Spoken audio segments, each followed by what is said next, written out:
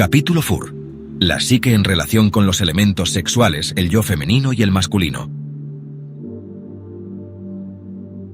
Entonces, las ideas distorsionadas sobre la sexualidad impiden que mucha gente alcance cualquier tipo de conexión estrecha con la experiencia interna que, continuamente se agita bajo la consciencia normal. Es pues una buena idea considerar la psique y su relación con la identidad sexual. La psique no es ni masculina ni femenina. Sin embargo, en vuestro sistema de creencias a menudo se la identifica como algo femenino, junto a las producciones artísticas que emergen de su creatividad. En ese contexto, las horas del día y la consciencia de vigilia se consideran como masculinas, junto al sol, mientras que las horas de la noche, la luna y la consciencia del sueño se consideran cosas femeninas o pasivas. De igual modo, normalmente se entiende que la agresividad es una acción violenta resuelta, centrada en lo masculino, mientras que los elementos femeninos se identifican más en el sentido del principio de nutrición. Hablando físicamente, no habría hombres ni mujeres si no hubiera primero individuos. Por tanto, cada uno de vosotros es ante todo un individuo. Solo después, sois individuos de un sexo concreto, biológicamente hablando. El tipo particular de enfoque que tenéis es el responsable de la gran significación que dais a lo masculino y lo femenino. Vuestra mano y vuestro pie tienen diferentes funciones. Si desearais centraros en las diferencias de comportamiento que hay entre ellos, podríais construir toda una cultura por entero que se basara en las facultades, funciones y características diversas de los pies y de las manos. Ello independientemente de que obviamente las manos y los pies son algo que pertenece a los dos sexos. Aún así, en otro nivel, la analogía es muy válida. La psique es masculina y femenina y masculina. Pero cuando digo esto, me doy cuenta de que sobre esos términos colocáis de entrada vuestras propias definiciones. Biológicamente, la orientación sexual es el método elegido para dar continuidad a la especie. Salvo por eso, sin embargo, ninguna característica psicológica concreta de ningún tipo está asociada a ese funcionamiento biológico. Soy muy consciente de que en vuestra experiencia realmente existen claras diferencias físicas y psicológicas. Las que existen son el resultado de la programación, y no son inherentes ni siquiera biológicamente a la especie en sí misma. La vitalidad de la especie, en verdad, estuvo asegurada porque no se especializó en demasía en el sentido sexual. Por ejemplo, no había un periodo fijo para el apareamiento. En cambio, la especie podía reproducirse libremente, de modo que en el caso de que hubiera una catástrofe de cualquier tipo, no estaría tan atada a unos patrones rígidos que pudieran derivar en una extinción. Los desafíos y los problemas de la especie eran diferentes de los de otras. Necesitaba salvaguardias adicionales, y una de ellas fue tener un patrón de apareamiento más flexible. Esto conllevó tener una diversidad más amplia en las características y en el comportamiento de los individuos, de modo que ningún individuo estuviera limitado a un rol estrictamente biológico. Si así fuera, a la especie nunca le habrían preocupado unos asuntos que estuvieran más allá de los relacionados con la supervivencia física, y ese no es el caso. La especie podría haber sobrevivido muy bien físicamente sin filosofía, sin arte, sin política, sin religión y sin siquiera el lenguaje estructurado. Podría haber seguido unos caminos completamente diferentes, los estrictamente asociados a la orientación biológica. No habría habido ningún planteamiento acerca de hombres que actúan en roles femeninos o mujeres que realizan tareas consideradas masculinas, pues no habría existido ningún margen de libertad para ese tipo de acción individual. Además, en el comportamiento de los animales hay mucho más margen de libertad que el que percibís, pues interpretáis el comportamiento animal según vuestras propias creencias. Interpretáis la historia pasada de vuestra especie de la misma manera. Os parece que la mujer siempre estuvo inclinada por la descendencia, por ejemplo a nutrirla, y que estaba forzada a permanecer cerca del hogar mientras el hombre luchaba contra los enemigos o cazaba para conseguir algo para comer. Por tanto, el hombre que deambulaba parece haber sido un ser mucho más curioso y agresivo. En cambio, tenemos un tipo diferente de situación. Los hijos no vienen en camadas. La familia del hombre de las cavernas era un grupo mucho más democrático de lo que creéis. Los hombres y las mujeres trabajaban codo con codo. Los hijos aprendían a cazar con ambos padres. Las mujeres destetaban a los niños sobre la marcha. La especie se distinguía de otras porque no ritualizaba el comportamiento sexual. Salvo por el hecho de que los hombres no pueden tener hijos, las capacidades de los sexos eran intercambiables. El hombre era usualmente más duro, lo cual suponía una ventaja práctica en algunos ámbitos, pero la mujer era más ligera y podía correr más rápido. Las mujeres también eran algo más ligeras, ya que llevarían el peso adicional de un niño. Incluso así había por supuesto variaciones, pues muchas mujeres son más grandes que los hombres pequeños, pero las mujeres podían cazar como los hombres. Si la compasión, la bondad y la amabilidad fueran solo características femeninas, entonces ningún hombre podría ser amable o compasivo, pues tales sentimientos no serían biológicamente posibles. Si vuestra individualidad estuviera programada por vuestro sexo biológico, os resultaría literalmente imposible realizar alguna acción que no estuviera sexualmente programada. Una mujer no podría actuar como padre de un niño, tal como un hombre no puede procrear uno. Salvo por ese caso, en esas áreas la orientación es cultural, pues tenéis libertad para elegir entre las actividades que concebís como sexualmente orientadas. Sin embargo, concebís el hombre como agresivo, activo, mentalmente lógico, inventivo, orientado hacia afuera, constructor de civilizaciones. Identificáis el ego como masculino. El inconsciente parece por lo tanto ser femenino, y las características femeninas se tienen por pasivas, intuitivas, nutricias, creativas, no inventivas, preocupadas por la preservación del statu quo y que no gustan del cambio.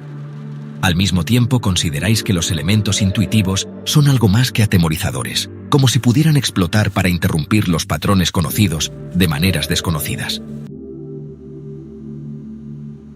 Los hombres que están creativamente dotados se encuentran a sí mismos en un cierto dilema, pues la rica creatividad que sienten entra en conflicto directo con sus ideas sobre la virilidad. Por otra parte, las mujeres que poseen características que se consideran masculinas tienen el mismo problema. En vuestros términos, la psique es un depósito de características que operan conjuntamente, compuesto de elementos masculinos y femeninos. La psique humana contiene esos patrones y pueden ser reunidos de múltiples maneras. Habéis clasificado las capacidades humanas de modo que os parece que primero sois hombres o mujeres, y luego personas, de forma secundaria.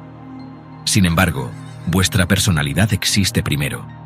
Vuestra individualidad da sentido a vuestro sexo, y no al revés.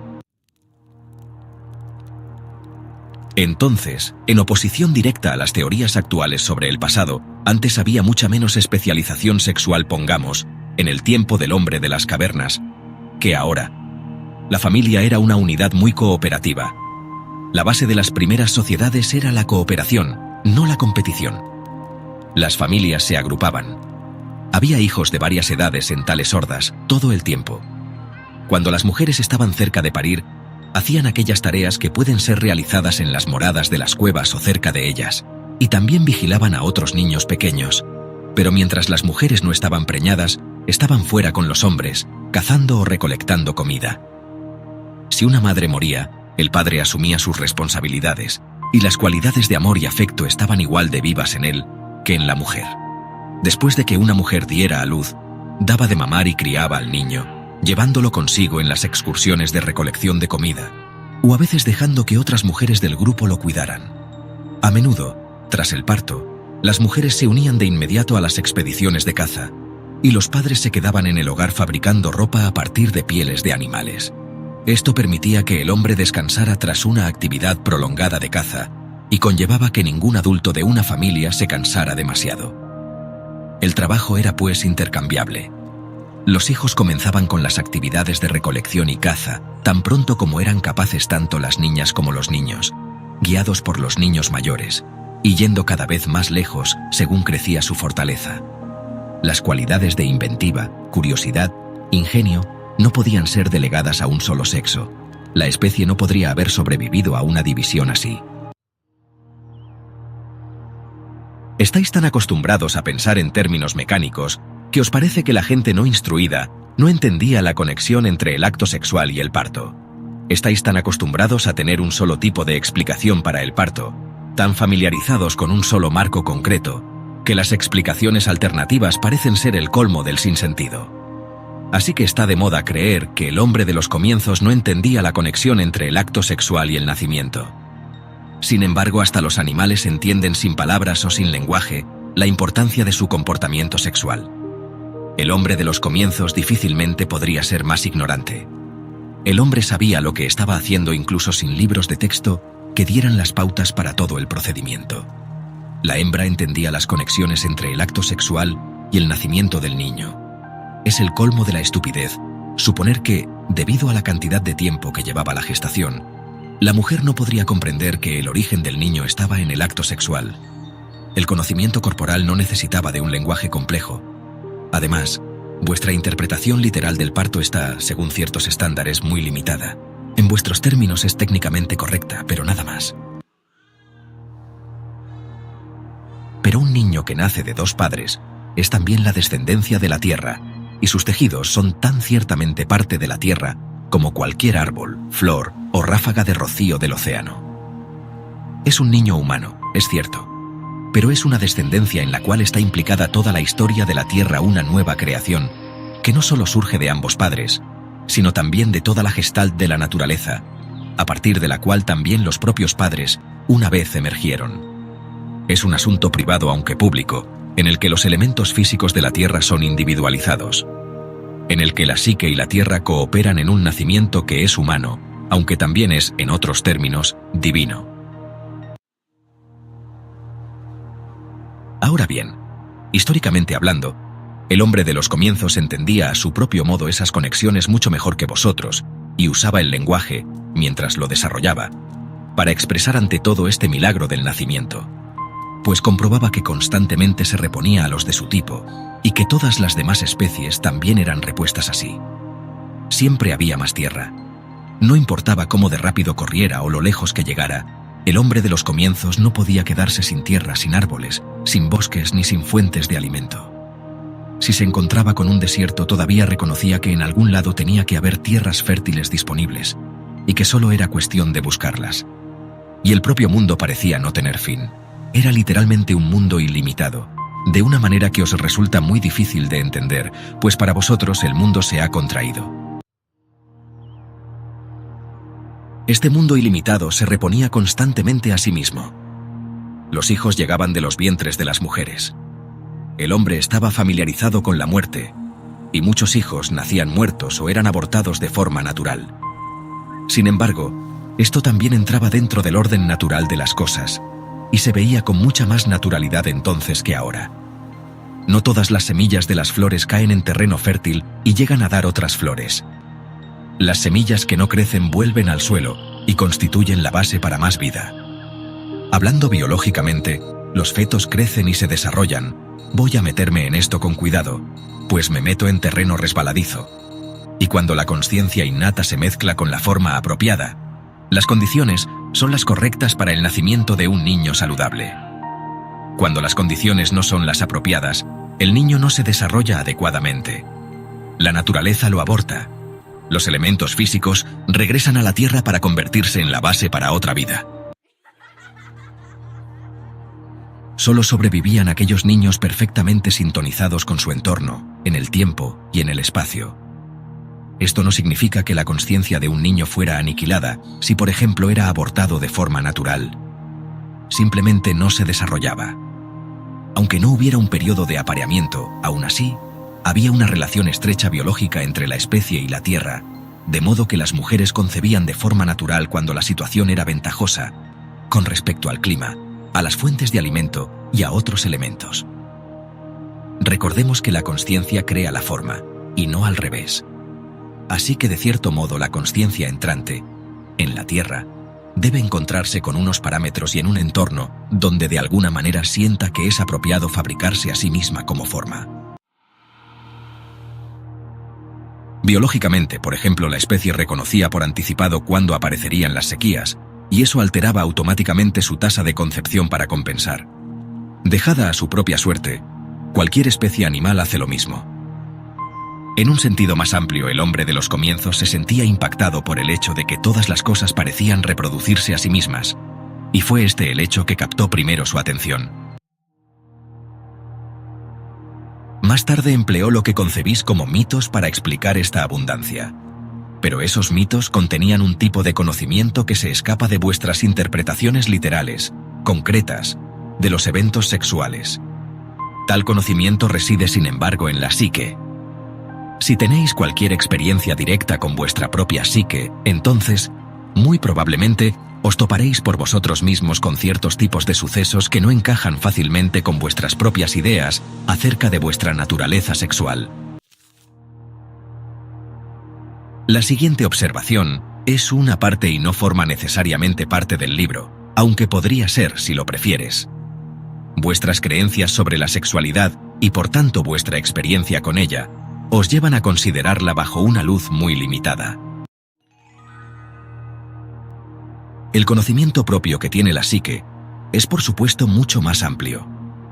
Las alteraciones de la consciencia, o los intentos, por parte del individuo, de explorar el yo interior, pueden entonces mostrar fácilmente atisbos de un tipo de sexualidad que podría parecer algo desviado o antinatural. Incluso los científicos sociales o los biólogos que exploran la sexualidad humana lo hacen desde el marco de la sexualidad tal como aparece en vuestro mundo. Hay variaciones sexuales muy naturales que incluso implican la reproducción y que ahora no son patentes en el comportamiento humano de ninguna cultura. Estas variaciones aparecen en vuestro mundo solo en unos niveles bastante microscópicos, o en el comportamiento de otras especies distintas de la vuestra. Cuando las condiciones raciales lo requieren, es muy posible que un individuo haga tanto de padre como de madre de una cría. En tales casos podría ocurrir lo que consideraríais como una transformación o reversión espontánea completa. Tales procesos son muy probables en los niveles microscópicos y son inherentes a la estructura celular. Incluso en vuestro mundo, hablando del tiempo actual, algunos individuos reconocidos como mujeres podrían ser padres de hijos. Algunos individuos que son reconocidos como hombres podrían dar a luz a un niño concebido como padre por esa misma persona, podrían. Las capacidades están ahí. La orientación masculino-femenino, femenino-masculino, no está para nada tan dividida como parece estarlo en vuestra experiencia actual. No está para nada tan enlazada con las características psicológicas como suponéis, ni está inherentemente centrada en el periodo de edad particular en el que ahora se muestra. La pubertad llega, por así decirlo, pero el momento de su llegada varía según las necesidades de la especie, las condiciones y las creencias. Sois un individuo de por vida. Pero hablando en general, solo operáis como individuo reproductor en una parte de esa vida. Durante ese periodo entran en juego muchos elementos que están destinados a que el proceso sea atrayente para los individuos implicados y para sus tribus, sociedades o civilizaciones. Una identificación sexual relativamente fuerte es importante bajo esas circunstancias, pero una sobreidentificación con ellas, antes o después, puede conllevar un comportamiento estereotipado en el que a las necesidades y a las capacidades más amplias del individuo no se les permite llegar a su cumplimiento. Todo esto se vuelve muy complicado debido a vuestros juicios de valor, que a menudo parecen carecer, si me perdonáis, de todo sentido común natural. No podéis separar la biología de vuestros propios sistemas de creencias. La interacción es demasiado vital. Si cada acto sexual estuviera destinado a producir un niño, habríais desbordado el planeta antes de empezar. La actividad sexual está por tanto destinada también al disfrute, como una expresión de pura exuberancia. Una mujer se suele sentir más sexualmente activa a mitad de su periodo menstrual, precisamente cuando la concepción es menos propensa a suceder. Ese es el periodo en el que se ha aplicado todo tipo de tabú contra las relaciones sexuales, particularmente en las llamadas culturas nativas. En esas culturas, esos tabúes tenían sentido. Esas personas, a la hora de pensar en aumentar el linaje humano, sabían intuitivamente que la población se incrementaría si las relaciones se restringieran a los periodos en que la concepción era más probable que ocurriera. La sangre era un signo obvio de que la mujer en ese periodo era relativamente estéril. Su abundancia había desaparecido. En su opinión, les parecía que en verdad estaba maldita durante ese periodo. He hablado antes del crecimiento de lo que llamáis consciencia egoica, que, permitidme reiterar, tiene sus propias retribuciones o recompensas singulares. Esa orientación psicológica conducirá a la especie hacia otro tipo de consciencia, igualmente único. Sin embargo, cuando el proceso comenzaba, el profundo poder de la naturaleza tenía que ser controlado de modo que la consciencia en desarrollo pudiera entenderse como algo aparte de su fuente natural. Pero los hijos, tan necesarios para la especie, continuaron brotando de los úteros de las mujeres. Por tanto, la fuente natural era muy evidente, observable e innegable. Por esa razón es que la especie, y no solo el varón, colocó tantos tabúes sobre la sexualidad y el comportamiento femeninos. Al refrenar sus propios elementos femeninos, la especie trató de tomar cierta distancia psicológica con respecto a la gran fuente natural de la cual, y por sus propias razones, estaba tratando de separarse. En el mundo de vuestra experiencia actual, las diferencias sexuales son menos patentes según llegáis a la vejez. Algunas mujeres exhiben lo que concebís como características masculinas. Les crece pelo en la cara, hablan con voces más graves o dejan de tener curvas en el cuerpo. Mientras que algunos hombres hablan con tonos más suaves, más amables que nunca antes, sus caras se vuelven también menos rudas y los contornos de sus cuerpos más curvos. Antes de la pubertad se hace patente también el mismo tipo de ambigüedad. Enfatizáis la importancia de la identificación sexual, pues a vosotros os parece que un niño joven debe saber que va a desarrollarse para ser un hombre o una mujer, en los más precisos de los términos, siguiendo los estándares hasta el más mínimo detalle. La más ligera desviación se contempla entonces con consternación, de modo que la identidad personal y la valía están completamente enlazadas con la identificación con la cualidad de femenino o de masculino. De los pertenecientes a cada categoría, se espera que tengan unas características, capacidades y actuaciones completamente diferentes. Por tanto, un hombre que no se sienta a sí mismo plenamente masculino no confía en su identidad como persona. Igualmente, una mujer que dude de su completa feminidad no confía en la integridad de su personalidad. Una lesbiana o un homosexual se mueve en un terreno psicológico muy movedizo, pues esas mismas capacidades y esos mismos intereses, los que siente como más personalmente suyos, son los que precisamente le señalan como una excentricidad sexual. Estos son ejemplos bastante sencillos. Pero el hombre que tiene unos intereses que vuestra cultura considera femeninos, que quiere entrar de forma natural en los campos de interés considerados como pertenecientes a la mujer, experimenta unos drásticos conflictos entre, por un lado, su sentido de la personalidad y su identidad, y su sexualidad por el otro, tal como ésta se define culturalmente. Lo mismo, por supuesto, se aplica a las mujeres.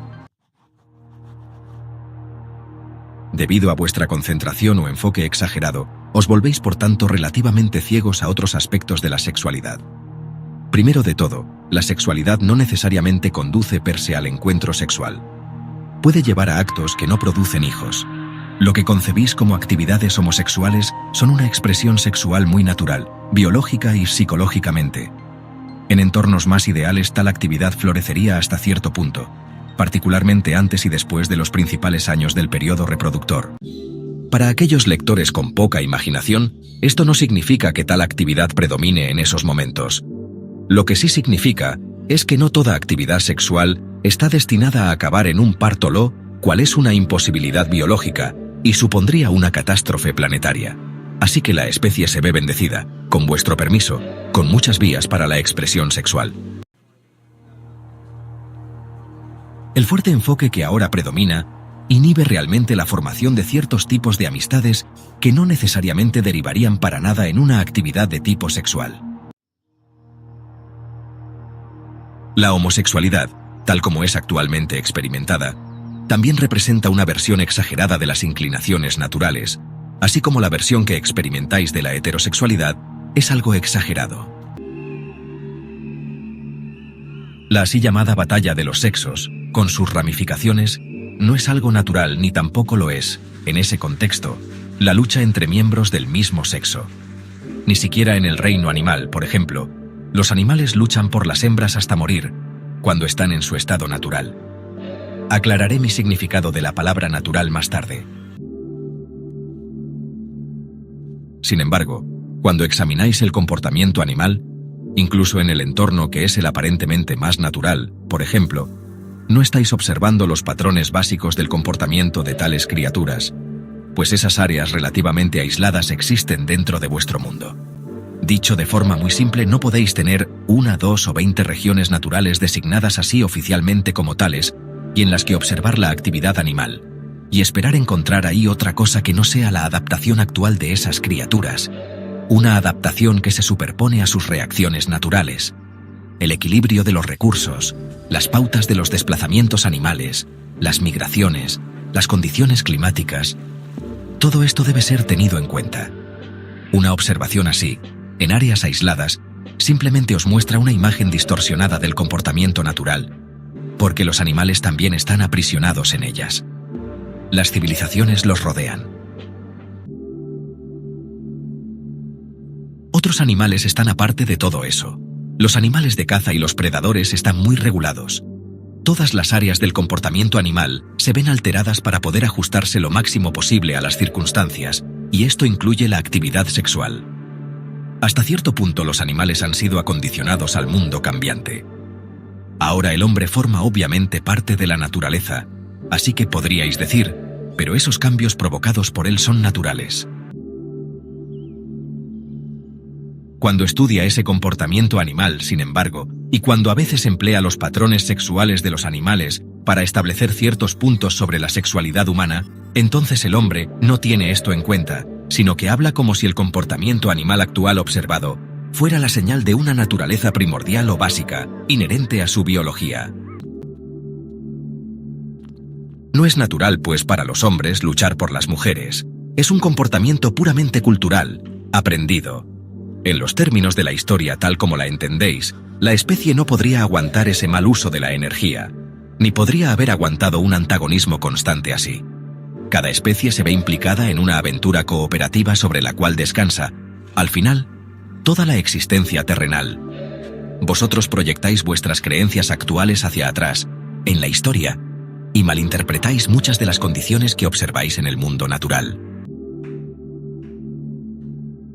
Esta cooperación de la que hablo está basada en el amor, y este amor tiene una base tanto biológica como espiritual. Vuestras creencias os hacen, por ejemplo, negar la existencia de emociones en los animales, y cualquier ejemplo de amor entre ellos es asignado al instinto ciego. Hasta cierto punto las iglesias, así como los científicos, son responsables de esto, pero los sacerdotes y los científicos no son ningún tipo de gente extraña, arrojada sobre vosotros. Representan diversos aspectos de vosotros mismos. La especie desarrolló su propio tipo de consciencia, en tanto que vio necesario aislarse a sí misma hasta cierto punto de su entorno y de las demás criaturas en él. Como resultado de ello, las religiones predicaron que solo el hombre tenía alma y que estaba distinguido con dignidad al tener sentimientos emotivos. A su propio modo, la ciencia consintió con ello y lo siguió en perfecta continuidad al postular al hombre dentro de un mundo mecanicista donde cada criatura estaría gobernada por una perfecta máquina de instinto, ciega ante el dolor y el deseo. Sin embargo, el amor y la cooperación que conforman la base de toda vida se muestran a sí mismos de muchas maneras. La sexualidad representa un solo aspecto, y uno importante. En términos más amplios, es tan natural para un hombre amar a otro hombre y para una mujer amar a otra mujer, como mostrar amor por el sexo opuesto. Además, es más natural ser bisexual. Esa es la naturaleza natural de la especie. En cambio, habéis encajado el amor en unas categorías muy definidas, de modo que su existencia solo será correcta bajo las condiciones más limitadas. Pero el amor fluye de todos modos, de forma clandestina, y brota de formas distorsionadas y bajo la forma de inclinaciones exageradas. Habéis seguido este curso por diferentes razones en diferentes épocas. Ningún sexo ha de ser culpado. En cambio, vuestra situación sexual es simplemente otro reflejo más del estado de vuestra consciencia. Como especie, actualmente, y al menos en el mundo occidental, equiparáis amor a sexo. Imagináis que la sexual es la única forma natural de expresión del amor. El amor, en otras palabras, parece que debe expresarse a sí mismo exclusivamente a través de la exploración, de una u otra manera, de las partes sexuales del ser querido. Esta no es para nada la única limitación que ponéis a la expresión del amor, no obstante. Hay escritos innumerables libros de instrucciones, y cada uno proclama los métodos que se tienen por apropiados. Ciertos tipos de orgasmo son los mejores. La expresión del amor es permitida además solo entre miembros del sexo opuesto. Generalmente hablando, estos individuos deben ser más o menos de la misma edad. Y también hay otros tabúes que implican restricciones raciales, culturales, sociales y económicas. Y por si esto no fuera suficiente, grandes segmentos de la población creen que el sexo está mal de entrada, que es una degradación espiritual, que Dios lo permite solo para que la especie pueda continuar. Como se equiparan amor y sexo, surgen conflictos evidentes. El amor maternal es la única categoría de amor considerado íntegro, y por tanto, no sexual, bajo la mayoría de condiciones. Un padre puede llegar a sentirse muy culpable por sentir amor por sus hijos, ya que ha sido condicionado a creer que el amor solo puede ser expresado mediante el sexo, pues si no, se trataría de algo afeminado. Mientras que además el sexo con los hijos propios es tabú. La creatividad discurre por las corrientes del amor. Cuando al amor se le niega su expresión natural, la creatividad sufre. Vuestras creencias os llevan a suponer que una bisexualidad natural derivaría en el final de la familia, la destrucción de la moralidad, crímenes sexuales desenfrenados y en la pérdida de la identidad sexual. Yo diría, sin embargo, que mi última frase describe adecuadamente vuestra situación actual. La aceptación de la bisexualidad natural de la especie ayudaría en último término a resolver no solo esos, sino muchos otros problemas, incluyendo los casos más globales de violencia y los asesinatos. En vuestros términos, sin embargo, y en vuestras circunstancias, no parece que la transición vaya a ser fácil. La relación entre padres e hijos tiene su propia estructura emocional única, que sobrevive a pesar de las distorsiones que habéis puesto sobre ella, y su antigua integridad no se vería debilitada sino que saldría reforzada si se hiciera un mayor énfasis en vuestra naturaleza bisexual. A los hijos les iría mucho mejor si las antiguas cualidades relativas a la crianza parental no estuvieran tan forzosamente concentradas sobre la madre. Esto ya por sí solo conduce a tener una mayor dependencia con respecto a la madre, una mayor de lo que es saludable, y forma una adhesión artificial entre madre e hijo frente al padre. Ahora bien, el amor heterosexual es una importante expresión de la bisexualidad y representa sexualmente las capacidades reproductivas. Sin embargo, la heterosexualidad descansa sobre la base bisexual, y sin la naturaleza bisexual del hombre, no sería posible la existencia de las estructuras más amplias en las que se enmarca la familia, el clan, la tribu, el gobierno, la civilización. Básicamente, pues, la bisexualidad inherente al hombre proporciona la base de cooperación que hace que sean posibles tanto la supervivencia física como cualquier tipo de interacción cultural. Si la batalla de los sexos fuera tan prevaleciente como se supone, y tan natural y feroz, entonces no habría literalmente ninguna cooperación entre hombres y mujeres, para ningún propósito. No habría tampoco ninguna cooperación entre los mismos hombres, ni entre las mujeres, ya que estarían en un constante estado de batalla contra los demás. En el natural fluir biológico de la vida de una persona, hay periodos de intensidad variable en los cuales el amor y su expresión fluctúan y tienden hacia cursos diferentes. También hay variaciones individuales que son de gran importancia. Sin embargo, estos ritmos naturales raramente son observados. Las tendencias a la homosexualidad en los niños son algo muy natural. Sin embargo, son tan temidas que a menudo se bloquean las inclinaciones, igual de naturales, hacia la heterosexualidad. Y así, en cambio, la persona joven deriva en un estereotipo. Las inclinaciones individuales hacia la creatividad surgen a menudo de manera intensa en la adolescencia. Si esos impulsos, en cada sexo, no se conforman a un tipo de expresión bajo la forma en que se espera que lo hagan, masculina y femenina, entonces tales jóvenes experimentan confusión. La expresión creativa parece entrar en contradicción directa con los estándares sexuales esperados. No estoy diciendo que la homosexualidad sea meramente una etapa que conduce a la heterosexualidad. Estoy diciendo que la homosexualidad y la heterosexualidad son expresiones válidas de la naturaleza bisexual del hombre. También estoy enfatizando el hecho de que el amor y la sexualidad no son necesariamente la misma cosa. El sexo es expresión del amor, pero es solo una de las posibles expresiones del amor. Algunas veces es muy natural expresar amor de otras maneras. Sin embargo, debido a las connotaciones de la palabra sexo, a algunos de vosotros os podría parecer que estoy abogando por una relación promiscua sexual, sin restricciones, sin coladeros. En cambio, estoy diciendo que en la base de todas las relaciones personales y culturales están los más profundos vínculos de un amor biológico y espiritual, de un amor que trasciende vuestras ideas acerca de la sexualidad.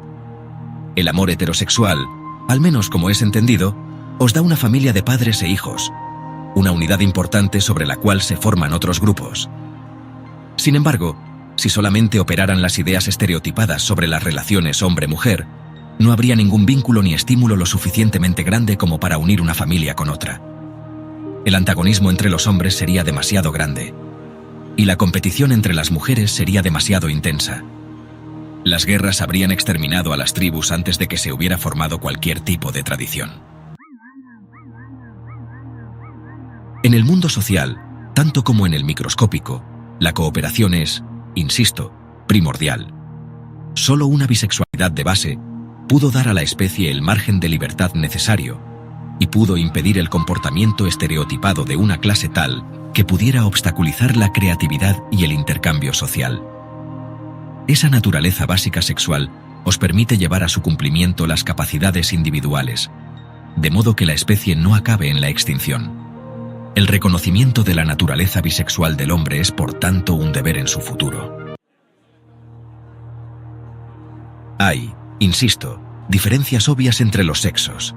Son insignificantes, y solo se muestran tan grandes porque os concentráis tanto en ellas. Las grandes cualidades humanas de amor, fortaleza, compasión, intelecto e imaginación no pertenecen a uno u otro sexo. Solo la comprensión de esta naturaleza inherente bisexual liberará aquellas cualidades en cada individuo, sin importar el sexo. Esas mismas capacidades son características naturales de las personas de todas las razas, por supuesto. Pero habéis hecho coherentemente el mismo tipo de distinciones en términos raciales, tal como las habéis hecho en términos sexuales, de modo que ciertas razas os parecen femeninas o masculinas. Proyectáis, por tanto, vuestras creencias sexuales hacia afuera, sobre las naciones, y a menudo la terminología de las naciones y de las guerras es la misma que la usada para describir el sexo. Por ejemplo, habláis de dominación y de sumisión de amo y esclavo, de la violación de una nación, por ejemplo, de su espacio aéreo, unos términos que se usan tanto en la guerra como en el sexo. Hombre y mujer son por igual miembros de la raza humana o de la especie, si lo preferís decir así. Así pues, estas divisiones fueron hechas en la propia especie y por ella misma.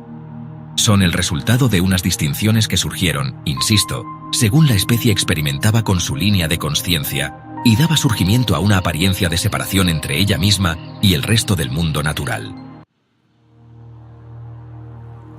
Vuestra identidad simplemente no depende de vuestra sexualidad biológica o psicológica. Vuestras características sexuales representan una parte de vuestra personalidad. Proporcionan unas áreas vitales de expresión y unos puntos focales en torno a los cuales agrupáis la experiencia. Vuestras cualidades sexuales forman parte de vuestra naturaleza, pero no la definen. Sin embargo, vuestras creencias estructuran por tanto vuestra experiencia, individualmente y en masa, y tanto que la evidencia material que sea contraria a esas ideas se muestra solo raramente, bajo una forma distorsionada o exagerada. Es muy natural, biológica y psicológicamente operar de ciertas maneras que no son aceptables en vuestra sociedad. Y eso parece ir contra vuestra imagen de la historia humana. En los términos de vuestras definiciones, es por tanto muy natural que ciertas personas se comporten sexualmente como hombres y psicológicamente como mujeres. Y para otras, es muy natural operar al revés. Repito, si esto puede parecer difícil de entender, es porque asignáis características psicológicas a la afiliación sexual, sea la que sea.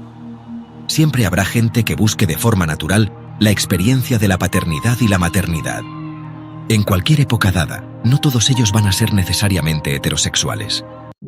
El patrón más amplio de la personalidad humana exige una afiliación bisexual que permita un margen de libertad en los encuentros sexuales. Un margen que proporcione un marco en el que los individuos puedan expresar unos sentimientos, unas capacidades y unas características que obedecen más a las inclinaciones naturales de la psique personal que a los estereotipos sexuales. No estoy hablando aquí de algo tan simple como permitir meramente que las mujeres tengan más libertad o librar al hombre del papel convencional de traer el pan a casa. Ciertamente no estoy hablando de matrimonios abiertos, tal como se entiende eso actualmente, sino de unos asuntos mucho más amplios. Antes de que podamos entrar a considerarlos, sin embargo, hay varios puntos que me gustaría tratar. Hay posibilidades biológicas que raramente son activadas en vuestras circunstancias actuales y que tienen un cierto interés para la cuestión que nos traemos entre manos. La pubertad llega a una cierta edad y es desencadenada por unos profundos mecanismos que están relacionados con el estado del mundo natural, la condición de la especie y esas creencias culturales que en cierto sentido transferís sobre el mundo natural. En otros sentidos, vuestro entorno cultural es por supuesto natural. Por lo tanto, el momento en que llega la pubertad varía y tras él se hace posible tener hijos. Luego llega un momento en que el periodo se acaba. Entre medias está lo que se considera como tiempo sexualmente activo. Las dimensiones más amplias de la personalidad se convierten en algo que se ve estrictamente reducido a roles sexuales estereotipados, y todos los aspectos de la identidad que no encajen se ignoran o se niegan. El hecho es que pocas personas se ajustan a esos roles. Estos roles son ampliamente el resultado de las interpretaciones de la religión, tal como es entendida de forma convencional. Y los científicos, pese a toda su aparente independencia, lo que a menudo hacen es simplemente encontrar nuevas razones intelectualmente aceptables para mantener inconscientemente unas creencias emotivas. Biológicamente hay un periodo que es muy raramente experimentado. Como se sugiere en broma en los chistes verdes, o de mal gusto, que hay sobre la senilidad y la segunda infancia. Esta capacidad biológica latente particular se muestra solo en las ocasiones más raras, pues por un lado, representa una hazaña que ahora es algo muy poco deseable. Sin embargo, el cuerpo es físicamente muy capaz de regenerarse completamente a sí mismo según se acerca a la vejez. De hecho, es posible tener una segunda pubertad muy legítima, en la cual el germen masculino es de nuevo juvenilmente revitalizado y fortalecido, y el útero de la mujer se vuelve flexible y es capaz de engendrar. Creo que hay relatos bíblicos de partos que tienen que ver con esta posibilidad. En épocas de superpoblación, este mecanismo no es para nada deseable, pero forma parte de lo que la especie mantiene ahora en suspenso y representa las capacidades de la naturaleza. En algunas zonas de vuestro mundo hay gente aislada que vive más de 100 años, fuertes y con energía, porque no se ven afectados por vuestras creencias, y porque viven con empatía y de acuerdo con el mundo tal como lo conocen y lo entienden. Ahí, ocasionalmente, tienen lugar esas segundas pubertades, con partos incluidos, cuando un pequeño grupo trata de conservar su propia posición biológica. Normalmente la segunda pubertad sigue la misma orientación sexual que la primera, pero no siempre es así, pues es muy posible que la nueva afiliación sea opuesta a la primera. Esto es incluso más raro, pero así la especie también se protege a sí misma. Mediante técnicas médicas, algunos de vuestros ancianos se mantienen la suficiente cantidad de tiempo vivos como para que este proceso comience, y aparece de forma distorsionada. Algunas veces es evidente de forma psicológica, pero se ve frustrado en lo que concierne a lo biológico. La segunda pubertad está por tanto en un callejón sin salida. No tiene a dónde ir. Ahora no es pertinente ni necesaria. Si se las deja tranquilas, algunas de esas personas morirían con sentimiento de satisfacción. Mientras son mantenidas con vida gracias a las técnicas médicas, el mecanismo físico continúa con su batalla por revitalizar el cuerpo y por producir esta segunda pubertad, que naturalmente solo sucedería bajo condiciones diferentes, con la mente mucho más alerta y con una voluntad sin fallas. Ahora bien, hasta cierto punto, hay una conexión entre esta segunda pubertad innata, raramente observada, y el desarrollo del cáncer, en el que se puede ver un crecimiento, de forma concretamente patente y de una manera exagerada. En casi todos los casos así, que implican cáncer, el crecimiento espiritual y el psíquico están siendo negados, o el individuo siente que ya no puede crecer de forma apropiada, en unos términos personales, psíquicos. Este intento de crecer activa entonces unos mecanismos corporales que derivan en un crecimiento excesivo de ciertas células. El individuo insiste en crecer o morir, y fuerza una situación artificial donde el crecimiento mismo se vuelve físicamente desastroso. Esto es así porque ocurre un bloqueo. El individuo quiere crecer en los términos de la personalidad, pero teme hacerlo. Siempre hay variaciones individuales que deben tenerse en consideración, pero tal persona a menudo se siente un mártir de su sexo, aprisionada e incapaz de escapar. Esto puede aplicarse obviamente a los cánceres que afectan a las zonas sexuales, pero está a menudo en el trasfondo de cualquier condición así. La energía está siendo bloqueada debido a unos problemas que comenzaron en vuestros términos, con las cuestiones sexuales de la pubertad. La energía es experimentada como sexual. Ahora bien, la gente mayor que se considera senil o ingobernable a veces está experimentando nuevos brotes de una actividad sexual a la que no se le da salida. Además, han perdido sus papeles sexuales convencionales en los cuales anteriormente expresaban su energía. Suelen darse cambios hormonales que pasan inadvertidos. Muchos tienen un tipo de comportamiento nervioso, errático, cuando están excitados, y algunos no solo sexual sino intelectualmente. La nueva adolescencia nunca llega. La nueva pubertad muere de una muerte lenta, pues vuestra sociedad no tiene ningún marco en el que poder encajarla. Y de hecho, se muestra a sí misma de una manera distorsionada, que puede parecer muy grotesca. Entonces, el amor es una necesidad biológica, una fuerza que opera en un grado u otro en toda vida biológica. Sin amor, no existe un compromiso físico por la vida, ninguna adhesión psíquica. El amor existe ya sea o no expresado sexualmente, aunque es natural que el amor busque expresión. El amor conlleva lealtad, conlleva compromiso. Esto se aplica tanto a las relaciones homosexuales como a las heterosexuales. En vuestra sociedad, sin embargo, la identidad está tan ligada a los estereotipos sexuales que pocas personas se conocen a sí mismas lo suficientemente bien como para entender la naturaleza del amor y establecer tales compromisos. Actualmente está teniendo lugar un periodo de transición en el que las mujeres parecen buscar una libertad sexual promiscua, que era más generalmente dada por hecho en los hombres. Se cree que los hombres son promiscuos de forma natural, excitados por los estímulos sexuales casi completamente por separado, de ningún tipo de respuesta complementaria más profunda. Se concibe, por tanto, que el hombre es alguien que quiere sexo, ya sea o no que tenga alguna respuesta de tipo amoroso hacia la mujer en cuestión, o a veces se piensa que si la desea, es precisamente porque no ama a esa mujer. En tales casos, el sexo no se vuelve una expresión de amor sino de escarnio o de desdén. Así que las mujeres, que suelen aceptar estas ideas, buscan una situación en la que ellas también puedan sentirse libres para poder expresar abiertamente sus deseos sexuales, esté o no implicado el amor. Pero la lealtad es la compañera del amor, y los primates demuestran evidencia de ello en diversos grados. El hombre en particular ha sido enseñado a separar el amor del sexo, de tal modo que de ahí se deriva una condición esquizofrénica que despedaza su psique en términos operativos, mientras vive su vida. La expresión de la sexualidad es considerada masculina, mientras que la expresión del amor no se considera cosa de hombres.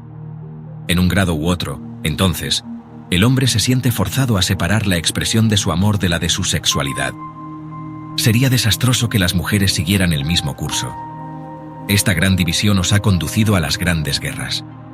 Esto no significa que los hombres hayan sido los únicos responsables de las guerras. Significa que el hombre se separó tanto a sí mismo de la fuente común del amor y del sexo, que la energía reprimida surgió en esos actos agresivos de violación y de muerte cultural, en vez de en concepciones. Cuando contempláis al reino animal, suponéis que el macho escoge ciegamente, conducido por un instinto ciego, de modo que en términos globales una hembra le serviría tanto como cualquier otra. Cuando descubrís que un cierto compuesto químico o un cierto olor atrae a cierto insecto macho, por ejemplo, dais por sentado que ese es el único elemento responsable de la atracción del macho por la hembra. Dais por sentado, en otras palabras, que las diferencias individuales no se aplican a esos casos que están tan lejos de vuestra realidad propia. Simplemente no sois capaces de entender la naturaleza de tales consciencias, y así, interpretáis su comportamiento según vuestras creencias. Solo esta circunstancia ya sería lo bastante triste, aunque no solierais además emplear esos datos distorsionados para definir la naturaleza del comportamiento masculino y femenino. Con esa distorsión de vuestras ideas acerca del sexo, limitáis aún más las grandes capacidades de la lealtad humana, que siempre está conectada con el amor y con la expresión del amor. Las relaciones homosexuales son entonces como mucho poco convincentes, llenas de emociones confusas y muy raramente capaces de mantener una estabilidad que permita el crecimiento individual. Las relaciones heterosexuales también se rompen, pues la identidad de cada compañero se convierte en algo basado en unos roles sexuales que pueden o no aplicarse a los individuos implicados. Como sentís que el sexo es el único método apropiado para la expresión del amor, y como también creéis que el sexo y el amor son cosas separadas, estáis en un dilema. Estas creencias sexuales son también mucho más importantes en las relaciones nacionales de lo que os dais cuenta, pues como nación intentáis conseguir lo que concebís como una posición masculina. Así, por ejemplo, lo hace Rusia. India adquiere una posición femenina en términos de vuestras creencias ahora. Una pequeña nota. Un hombre con tumores o con inflamaciones de cualquier tipo, piedras en el riñón, úlceras, tiene unas tendencias que considera femeninas y por tanto dependientes y de las que está avergonzado. En una ceremonia biológica paródica, da nacimiento a cosas, hasta el punto en que llega a producir dentro de su cuerpo un material que antes no estaba ahí. En las úlceras el estómago se vuelve un útero, ensangrentado dando nacimiento a llagas, que es su interpretación del intento grotesco que puede realizar un hombre para expresar las características femeninas.